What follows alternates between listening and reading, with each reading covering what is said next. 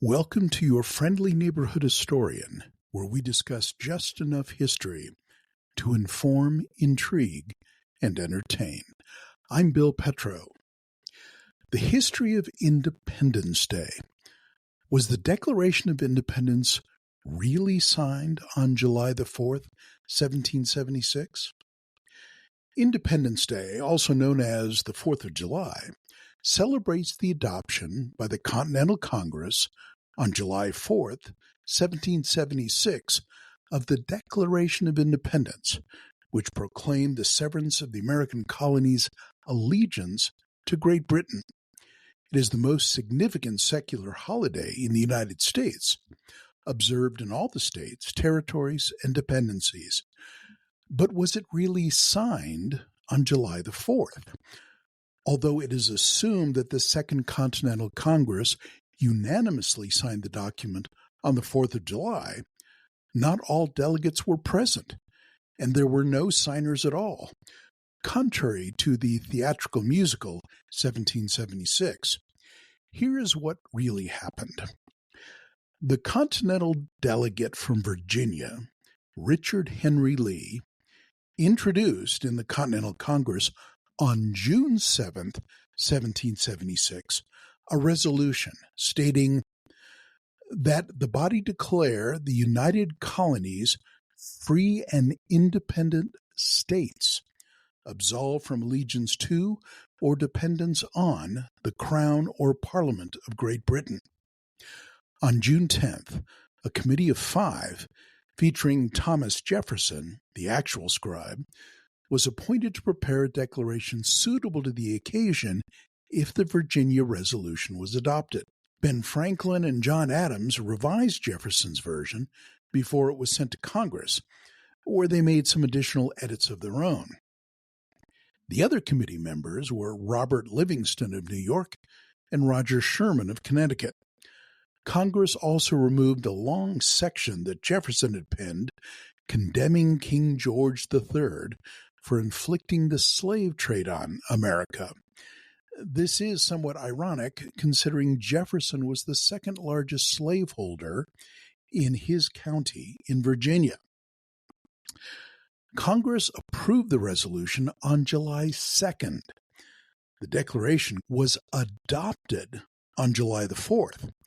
That evening, John Hancock ordered Philadelphia printer John Dunlap to print 200 broadside copies of the agreed-upon declaration that he signed as president and Charles Thomson as secretary.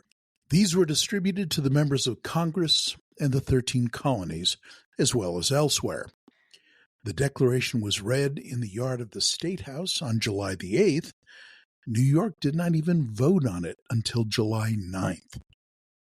The signing was even more gradual, and it is partially misleading to speak of the 56 original signers of the Declaration of Independence. By August 6th, most of those whose names were on the document had signed, but at least 6 signatures were attached later. One signer, Thomas McKean, did not attach his name until 1781. Some of those who signed were not even in Congress when the Declaration was adopted, and some who voted for it in Congress never got around to signing it. Robert Livingston was one of the 5 original committee members. He helped frame the document and voted for it, but he never signed it. The Founding Fathers recognized the gravity of signing this document. John Adams said on July 3rd, 1776, "I am well aware of the toil and blood and treasure that it will cost us to maintain this declaration." The first anniversary of the Declaration was observed only in Philadelphia, Pennsylvania, by the adjournment of Congress, a ceremonial dinner, bonfires, the ringing of bells, and fireworks. In 1788, after the requisite number of states had adopted the Constitution, Philadelphia celebrated July 4th with elaborate festivities, including a grand procession. It has been a tradition to celebrate it on July the 4th, despite other dates of completion, in large part because That is the date that is on the document. However, it was not until September 3rd, 1783, that major European countries recognized the end of the American Revolutionary War. The Treaty of Paris was signed between the British and the U.S. at the Hotel d'York in Paris. The Peace of Paris, or the Treaties of Versailles, recognized the end of the American Revolutionary War, among other European issues. It was signed between the representatives of King George III of England, the representatives of France's King Louis XVI, Spain's King Charles III, and the States General of the Dutch Republic. The observance of Independence Day in America were as follows. Boston, Massachusetts first observed the day in 1783, and subsequently this celebration replaced the Boston Massacre on March the 5th. The custom spread to other cities and states where parades, patriotic oratory, military displays, and fireworks marked the day. Today, games and athletic contests, picnics, patriotic programs and pageants, and community fireworks of pyrotechnic expertise are characteristics of the 4th of July. Similarly, so too are attending baseball games, flying the American flag, consuming hot dogs, and imbibing inebriating fluids. There is a Hollywood tie-in to Independence Day. Several years ago, the actress Reese Witherspoon recorded a tribute to the Declaration of Independence document when a lost copy of it was discovered, folded between the canvas and frame of a picture. Her audio-visual presentation went on a nationwide road trip with the document, usually shown at Carnegie libraries around the country. This document was one of John Dunlop's original 200 broadsides. Why did she do this?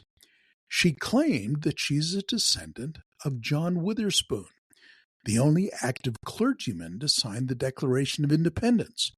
He himself is a descendant of John Knox, the Scottish reformer who studied in Geneva under John Calvin. The Scottish-born Presbyterian minister was also president of the College of New Jersey, now known as Princeton. Among his students were founding fathers such as Aaron Burr and James Madison, as well as 37 judges, 10 cabinet officers, 12 members of the original Continental Congress, 28 senators, and 49 members of the U.S. Congress.